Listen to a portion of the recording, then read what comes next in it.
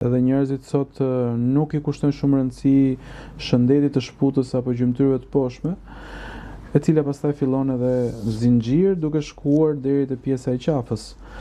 Pra le të themi, nëse ti ke një dhimbje shpute e cilën e anashkalon, e neglizhon, dhe ti vazhdon vesh po të njëjtat këpucë të ngushta, të sheshta, dhe nëse unë i këshilloj që ju duhet vish një atlete, edhe po unë në zyrë nuk e vesh dot atleten.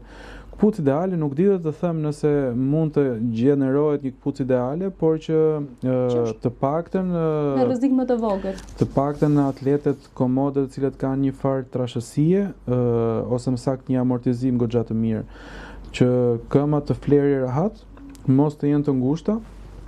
Sot ne shohim shumë forma atletesh të cilat nuk janë me lidhse dhe me pjesën e hapësirës që ti ta shtrëngosh aq sa të duash, por kanë atë bllokesën e të pjesës së sipërt të kurrizit këmbës, që këmba është e ngushtuar aty dhe nuk merr frym. Pra një këpucë me lidhje që e përshtat sipas këmbës është patjetër, bërja e ekzaminimit.